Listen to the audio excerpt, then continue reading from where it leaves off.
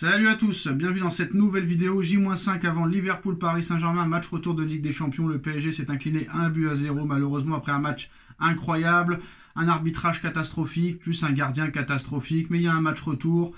Paris a montré au match aller qu'il était supérieur à Liverpool. Malheureusement au match retour, ça m'étonnerait que Liverpool soit aussi mauvais qu'au match aller. Ça serait vraiment très grave quand même pour soi-disant la meilleure équipe du monde qui a le futur ballon d'or qui a été transparent. Alors Nono, tout le monde dit que c'est très compliqué de éliminer Liverpool en Ligue des Champions quand tu es un club français. Il y en a qui nous expliquent que aucun club français n'a éliminé Liverpool en Coupe d'Europe. C'est faux. On a deux exemples qui prouvent le contraire. Je pense qu'il devait parler de la Ligue des Champions. C'est vrai qu'aucun club en Ligue des Champions, aucun club français n'a éliminé Liverpool. Mais un club français s'est déjà imposé à Anfield, Nono. L'Olympique de Marseille en 2007, grâce à un but exceptionnel de Valbuena en pleine lucarne. Et il y a deux clubs, Nono, deux clubs qui ont déjà éliminé Liverpool en Coupe d'Europe. Il y a d'abord le Paris Saint-Germain, comme par hasard, en 97 en Coupe des Coupes, après avoir gagné au Parc des Princes 3-0. Paris s'incline 2-0 à Anfield, mais Paris passe. Et malheureusement, Paris perd en finale contre le FC Barcelone de R9 et de Luis Figo. Et Marseille, Nono, l'Olympique de Marseille de Didier Drogba, a éliminé Liverpool en huitième de finale de Coupe de l'UEFA, Nono, en 2004. Et à l'époque, Marseille aussi va en finale de Coupe de l'UEFA. Et malheureusement pour eux, ils perdent contre Valence. Après un parcours exceptionnel en ayant éliminé Liverpool, et la grosse équipe de Liverpool, de Steven Gerrard, Carragher et compagnie, ils ont battu l'Inter en quart, Newcastle en demi, mais voilà. Les deux clubs français qui ont éliminé Liverpool se nomment Paris et Marseille. Donc ça veut dire que c'est possible d'aller faire quelque chose là-bas. Maintenant, il faut gagner là-bas, Nono. Et non seulement il faut gagner, mais en plus de ça, il faut gagner par 2 buts d'écart pour se qualifier directement. Et un but d'écart nous permettrait peut-être d'aller en prolongation. Paris a prouvé qu'il pouvait marquer des buts, mais Paris ne marque pas de but, malheureusement, contre les grosses équipes. Maintenant, Nono, il y a un match contre Rennes samedi à 17 h au Rosehound Park. Ça pourrait être un match aussi, on va dire, de préparation, pour préparer ce match contre Liverpool. Maintenant, Nono, on va pas se mentir, je pense qu'il doit y avoir des changements. Pour moi, il doit y avoir 3 changements pour la composition d'équipe au match retour pour marquer le plus de buts possible. Tu me diras si tu es d'accord avec ça. Mais voilà, Nono, et en plus, pour finir, et après je te laisse parler, il y a un truc qui m'énerve, surtout quand tu regardes un peu toutes les émissions de débrief, l'after-foot, l'équipe du soir, la presse écrite, les journalistes, les commentaires sur les réseaux sociaux, bah t'as l'impression que le Paris Saint-Germain a gagné le match. Voilà, ils ont tellement bien joué qu'ils ont gagné le match pour eux, mais malheureusement ils l'ont perdu, Nono. Ils l'ont perdu et ils restent très très confiants, bizarrement, au match retour. T'as un Dave Apadou qui nous dit non seulement que Paris va battre Liverpool au retour, qu'ils vont se qualifier, mais qu'en plus de ça, ils vont aller en finale de Ligue des Champions, Nono. Il y a Johan Mikou qui dit que Paris va éliminer Liverpool, et t'as tout le monde qui dit que Paris va battre Liverpool, et même Vitinha a dit qu'il était sûr et certain que Paris allait gagner là-bas. À part Enrique qui reste pragmatique et qui dit on fera tout pour aller gagner, lui est concentré pour l'instant sur le match de Rennes. Mais Nono, qu'est-ce que ça veut dire réellement cette histoire de Paris va se qualifier sûr et certain? Est-ce que vraiment Liverpool peut être aussi nul au retour qu'à l'aller chez eux? Est-ce que vraiment Paris va être plus efficace qu'à l'aller? Pourquoi autant de confiance? Est-ce que c'est fait exprès pour que Paris se plante? Ou est-ce que vraiment ils y croient sincèrement? Eh ben, on va pas recommencer sur les débats qu'on a eu hier et avant-hier. Liverpool n'a pas été nul. Je sais que t'es pas d'accord. Liverpool a été étouffé. Liverpool s'est fait marcher dessus. Et qu'est-ce qui s'est passé? Tu as eu d'un côté un gardien en feu, je sais pas combien d'arrêts sur 37 tirs, dont certains qui étaient pas loin de la lucarne. 27. Et toi, tu as un gardien qui s'appelle Monsieur Donnarumma. Il a un arrêt à faire. Et un arrêt pas très difficile, et tu prends le but. Tu sais très bien que pour gagner, il faut un bon gardien. Alors, Monsieur Saponov réveillera. J'espère qu'Enrique va le mettre. J'espère qu'Enrique ne va pas refaire l'erreur de mettre Donnarumma, parce que là, je crois que le mec va être traumatisé. Après le Real de Madrid, après je sais plus quoi. Là, c'est Liverpool maintenant. Je crois que le mec, mentalement, il est détruit. Donc, à Enrique de ne pas faire l'erreur, tout simplement. Et pourquoi tu penses que tout le monde pense que Paris a gagné? C'est pas tout à fait ça que ça veut dire.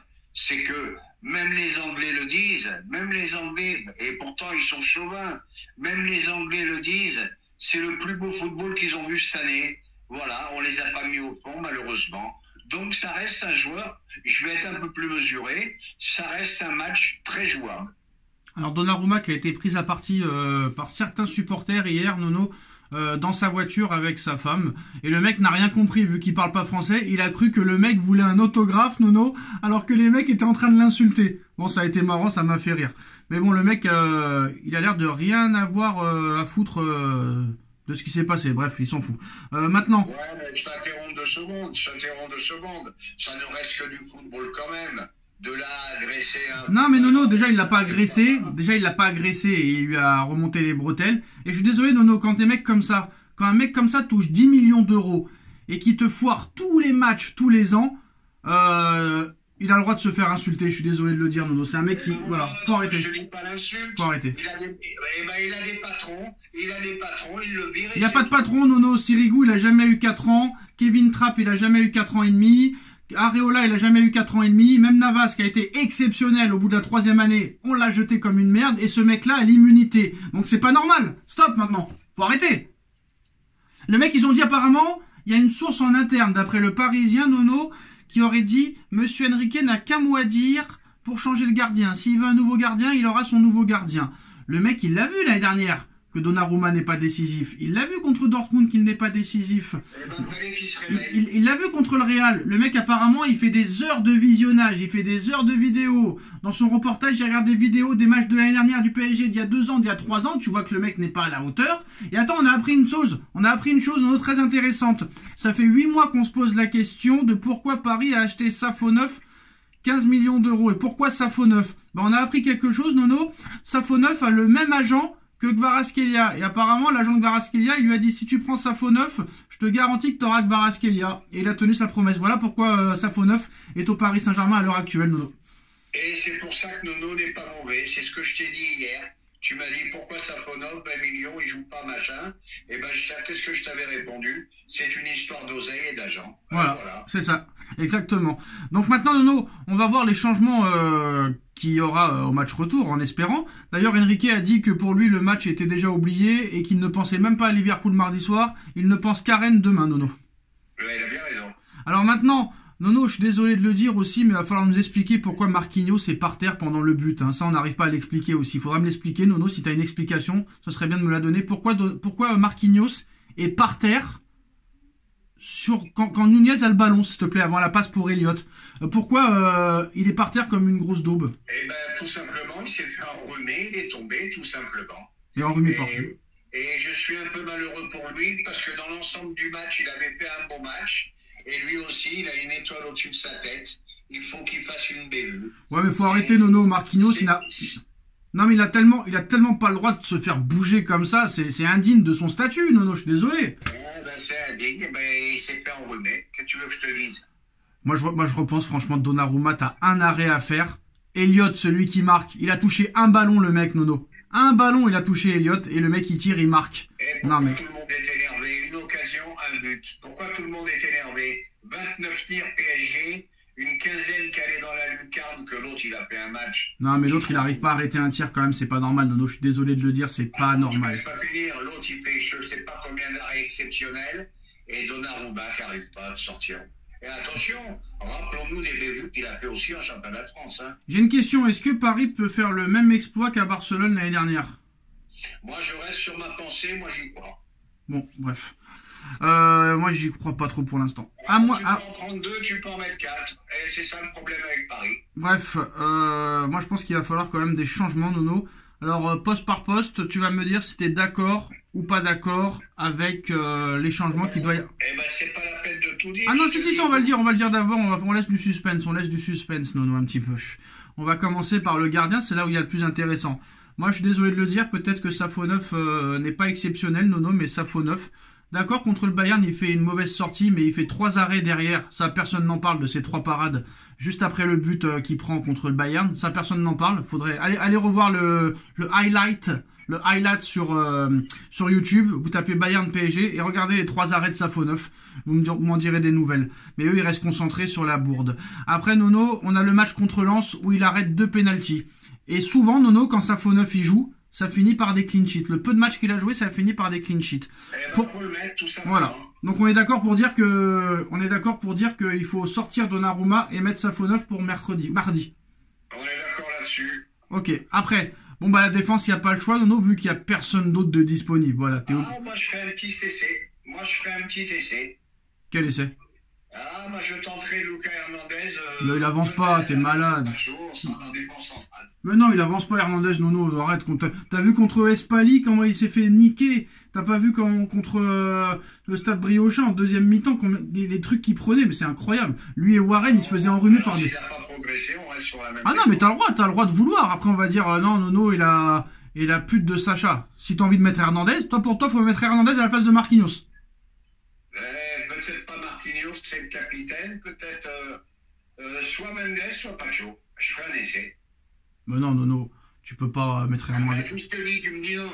Mais tu peux pas changer ton meilleur défenseur central contre Hernandez. Faut arrêter, faut être sérieux. Tu veux perdre encore plus, toi? Bah non. Hernandez, malgré tout, c'est un... Donc Nono, il veut sortir Mendes ou Pacho et mettre Hernandez qui n'avance plus. Non, mais franchement, Nono. Bah s'il n'avance plus pour le monde, alors, hein. Non, mais c'est toi qui me dis qu'il faut mettre Hernandez. Hernandez qui ne joue même plus en championnat. Bon, bah alors, faut rester sur la même défense. Donc tu veux mettre un mec qui a aucun rythme et qui en plus de ça revient d'une blessure de 6 mois contre un match contre Liverpool.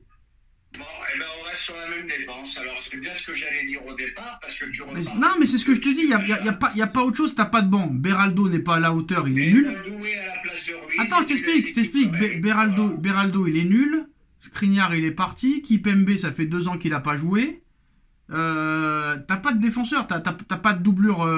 Oui, mais là, tu parles bien dire, tu parles de joueurs qui sont partis ou qui sont plus là. Non, Kipembe, il est toujours là. Beraldo, il est toujours là. Hernandez, il est toujours là. Donc c'est ce que je viens de dire. Comme t'as pas de banc, t'es obligé de mettre la même défense. Voilà. Donc Pacho, Marquinhos, Hakimi, Nuno Mendes. D'ailleurs, Nuno, je pense que t'as fait un AVC pendant que t'as dit qu'il fallait sortir Mendes et Pacho à la place d'Hernandez. Mais bon, c'est pas grave. Apparemment, c'est pas un AVC. Bref, maintenant au milieu de terrain, Nono. Donc là, pour moi, il y a un changement à faire. Tu viens de le dire, hein, et là, c'est évident. Hein. Vitinha accompagné de Monsieur Joao Neves, et bien sûr, faut sortir Ruiz. Et mettre Doué, c'est inévitable, Nono.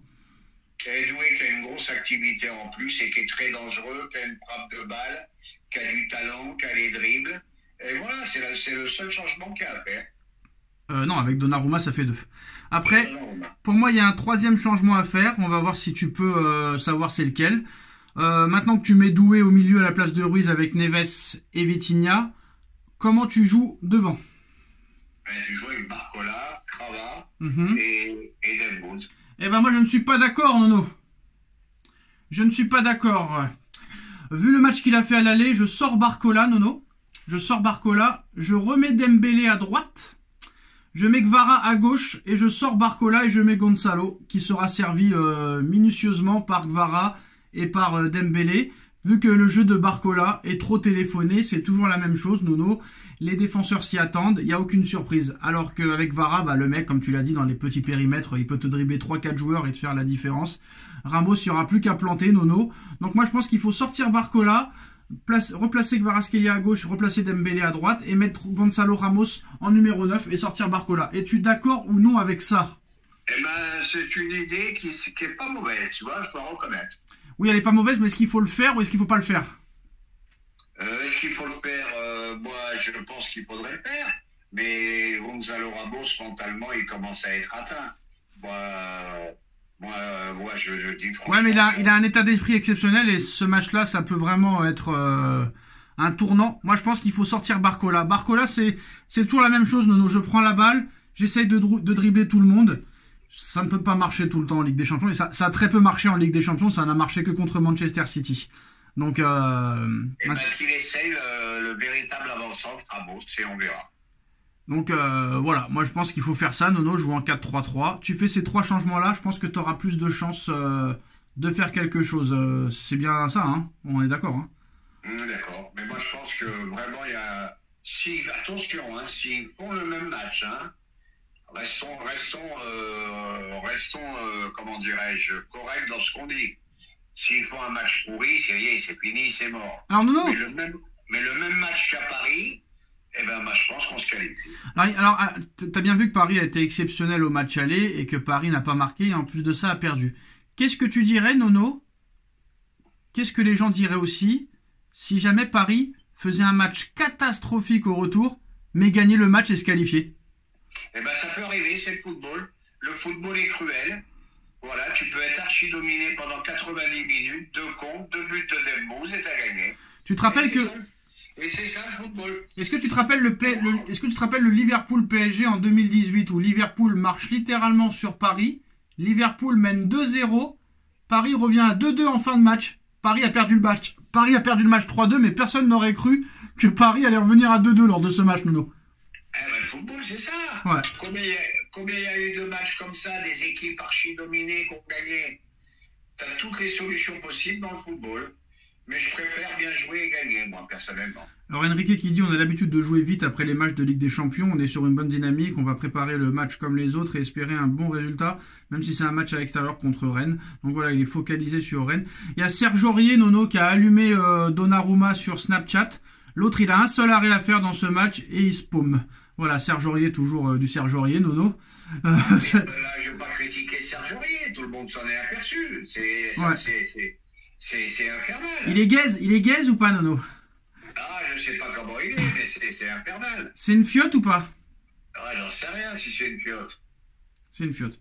Et oui aussi, Nono, petite aparté aussi, il y a eu un article qui est sorti et Mbappé touche exactement 33 millions d'euros net annuels par saison au Real Madrid. Voilà le vrai salaire. Donc c'était pas 15 millions comme il était expliqué il y a quelques mois.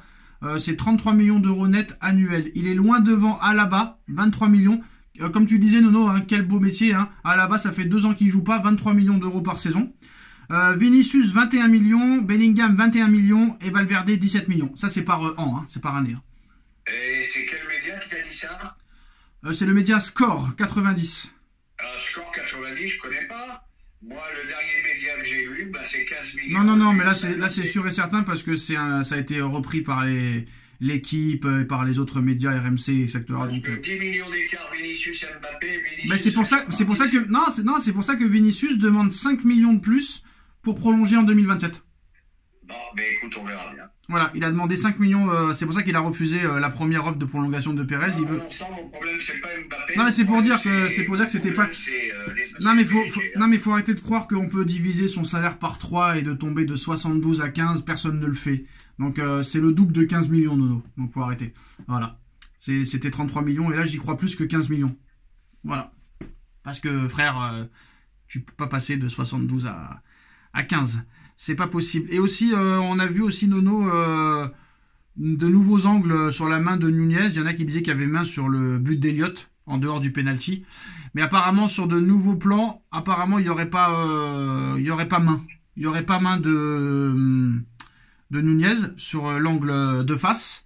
Et aussi, Nono, ils ont remis à la loupe la faute de Konaté sur Barcola. Et Barcola tombe... avant la surface. Donc il y aurait pu avoir carton rouge, mais il n'y aurait pas eu penalty. Il y aurait eu coup franc, Nono. Oui, mais alors moi je suis pas d'accord. J'ai dit qu'il y aurait eu penalty et carton rouge. Non, il tombe. Je te jure, Nono, il tombe. Il commence à tomber en dehors de la surface. S'il tombe avant, il y aurait eu coup franc et carton rouge. Voilà, il tombe avant. Il tombe dans la surface, mais les pieds commencent à tomber en dehors. Donc il y aurait eu coup franc. Voilà. D'accord. Mais il faut quand même reconnaître que Paris a été quelquefois volé au niveau du. Ah oui, on a été volé. De toute façon, il y a carton rouge quoi qu'il arrive. Hein. Quoi qu'il arrive. Mais bon, voilà. Mais voilà. Bon on a tout dit hein, sur ce match, sur l'actualité du jour. Donc maintenant, on verra déjà le match de demain, Nono, 17h, Beansport. On verra le match contre Rennes. Rendez-vous à demain, 17h. D'ailleurs, Enrique a commencé les hostilités en expliquant qu'il ne connaissait pas l'entraîneur de Rennes. Voilà. Oui, attends, il vient d'arriver. Il ne peut pas le connaître, hein. Non, mais Nono, il a été interviewé quand même pendant plus d'1 an et demi par Canal+. Enrique, quand même, quand tu t'y intéresses, tu sais que Bay, c'est quand même le commentateur. Je sais pas, moi. Bref. J'en sais rien. quand tu connais le football, Nono, de toute façon, les joueurs de foot, ils connaissent même pas le football. La dernière fois, Baldé, on lui a demandé est-ce que tu connais Gasperini, il savait même pas qui c'était, Nono. Ils s'en foutent, les mecs. Ils connaissent même pas le football, les joueurs de foot. C'est ça qui est incroyable. Ils s'intéressent plus à l'histoire du foot, mais c'est vrai. Et maintenant, on veut enlever les prolongations aussi en Ligue des Champions. On veut enlever ci, on veut enlever ça. 3 nouvelles règles l'année prochaine. Ah oui, Nono, ah oui. Ah non, là, je suis obligé aussi. Je crois que je te l'ai envoyé. Non, je te l'ai pas envoyé, mais là, je suis obligé parce que là, on va rigoler un petit peu. Le clash du jour, quand même, le clash de Nono. Comme tu sais, Nono, il y a la Coupe du Monde des clubs cet été, du 11 juin au 11 juillet. Donc 32 clubs, hein, donc les joueurs seront rincés. Comme tu sais, l'année prochaine, Coupe du Monde 2026 au Mexique, aux États-Unis et au Canada. Et ce n'est plus une Coupe du Monde à 32, mais une Coupe du Monde à 48. Et Infantino et la FIFA songent à mettre 64 équipes lors de la Coupe du Monde 2030, Nono. À toi. Eh ben, qu'ils en mettent 86, et ben, on arrêtera de regarder. Et puis c'est tout. Et il y en a marre. Et il y en a marre. Déjà, toi, t'es pas d'accord avec moi. Cette nouvelle formule de la Ligue des Champions, 4 ou 5 par pays, ça ressemble plus à rien. Des 7 à 1, des 6 à 1, des...